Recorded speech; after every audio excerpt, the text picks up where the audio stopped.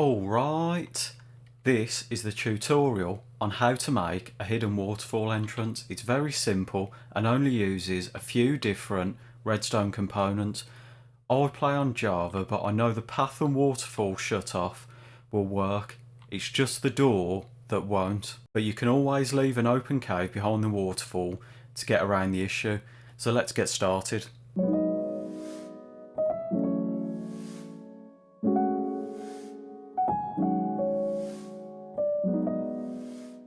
This is all of the redstone that you need to make the hidden entrance work. This is the door. This is the waterfall shut off. All you need is the water in there. And then this is the path. The first thing I did is place the pressure plate where you want your path to begin. Then leave 2 blocks space underneath that so that you can have redstone going down to the floor. The next thing you want to do is place your sticky pistons in front of the path. I've left a 1 block gap so that the pistons aren't activated by the redstone when you stand on the pressure plate straight away. You can place as many pistons as you want, you just need to place more repeaters as you go along. I'm just going to do 7 today. The next thing to do is put your redstone repeaters down. I've used 3 to get the right timings so that as you step off the pressure plate there's enough time for you to run across the path before it goes back down. I've put the repeaters in an L shape, put each one on 4 ticks, and then the first 4 sticky pistons have 1 repeater each, and the first one is on 1 tick, the second one is on 2 ticks, third 3, fourth is 4. Connect those with your redstone so that when you stand on the pressure plate they come up one at a time.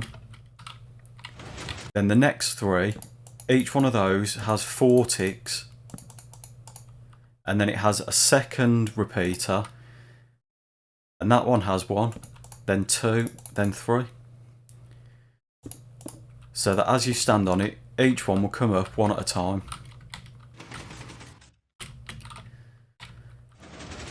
The next thing you want to do is put 2 redstone dust and then a redstone repeater, that can be on 1 tick, and place that down. We're going to create the torch tower now to take the redstone signal up to the door and up to the waterfall shut off. So you want to place a block with the repeater going into it, and then put a torch on top, and we need to create 6 layers, redstone torches, to make a tower. So that's 1, that's 2, 3, 4, 5, and then 1 more to make 6. This is the bit where your water's going to go, so you need to make a 2x1 channel here on this 6th torch, so that when you place your water it runs down, and then we'll create a pool at the bottom to catch the water. But the next thing we need to do is build the platform for the redstone door, and this is just a simple 2x1 flush redstone door. So we need to place a block 1 above the bottom layer of stone, and this, when the path rises up, this is the level that you'll be running on. Now we need to create the 4x4 base for the door to stand on. I've done it to the left side of my path, and the door's very simple. It's just a 2x1 flush piston door.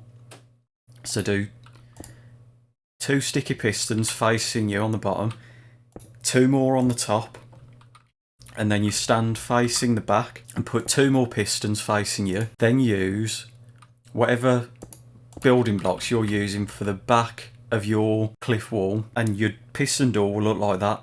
And when it closes up, it's going to push these blocks into the front to cover up your path. The next thing you want to do is put a layer of stone over the top of your door, and facing with 1 extra coming out here, and then 1 leading down to your redstone torch. And you put 2 redstone here, a repeater on 2 ticks, and then 2 more redstone dust above these sticky pistons, and they should all activate and push out. Don't worry if your door looks like this. Break your redstone dust and replace it, and that should reset your door. So when your redstone door is activated, it's going to push your wall blocks up level with the path to hide where the entrance is. The next thing we want to do is build the pool at the bottom to catch the water. It needs to be completely enclosed so that when the water comes out of the waterfall, it doesn't flood all your redstone. You can create any size base that you want. I'm just going to do a 7 wide pool by 7 long. Then the last little bit of this design is just placing in your water at the top of the waterfall. This is going to cover up your door and it will fill most of your pool, but what you want to do is just fill all of the sides up with water as well.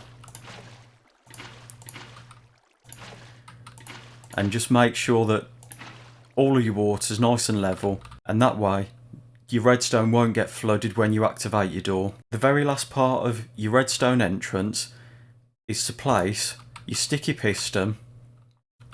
You need to have it facing down 2 blocks above this part of your water channel here, so that when the stone gets pushed down into it, it blocks the water but it doesn't destroy your water source. So we've got our sticky piston, we just put a stone block connected to that so we've got an opening, and then we put redstone dust above your torch on your other piece of stone, and then across the top of your sticky piston. And that should be it now. It all should be connected up and ready to go. So let's give it a test.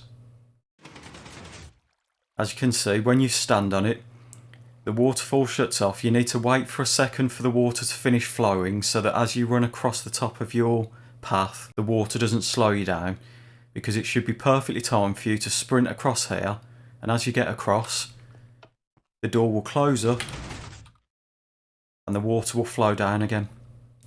And as you can see, the path has disappeared and you're inside.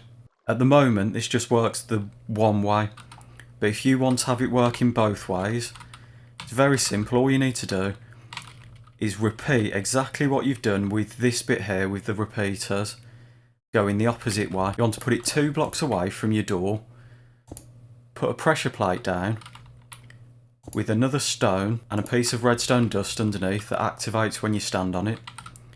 You want a piece of redstone dust on the floor, going into redstone repeaters again. So we've got 3 repeaters, all on 4 again. Piece of redstone dust connecting them, and then because we're right by the redstone torch tower, another 3 redstone dust with a redstone repeater on 1 tick going into your torch tower. Then you can place down your repeaters going into your sticky pistons again, and you do it exactly the same as we did before. You go at 1 tick for every sticky piston. So that's on 1 tick, that's 2, that's 3, that's 4. Then we want all of these on 4. And then we want another repeater on 1, a repeater on 2, and a repeater on 3. Connect them all up with redstone dust, like that. And then connect all of these repeaters up to your redstone dust that you've just placed for this side, so that when you stand on this again, it activates the entire mechanism again. The door opens up, the path has come up, and wait a second for the water to finish flowing, and then if you run across, you can see the water activates, the door closes, and your path has gone back down. So that's it. That's all you need to do to make the hidden waterfall entrance. The last thing you need to do now is decorate it however you want. There's a whole layer here for you to place stone for a cliff face. Obviously, for this side of the pool, you're better off placing your rock so that it all goes into your cliff face, and then surround the sides of your pool with whatever blocks you want. You can make a rocky pool, or grassy pool like I have, but get decorative with it. The last little tip is to bone meal the pool of water so that you get seagrass to make it look more natural. But what I do, every time that you activate your path, it's going to break the seagrass, and you can obviously see that there's something there.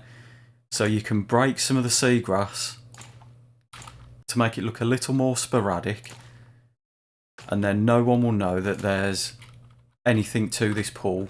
They'll just think it's a natural. So that's it. Once it's all decorated, it should look like this. Thank you very much for watching. I hope this has helped you.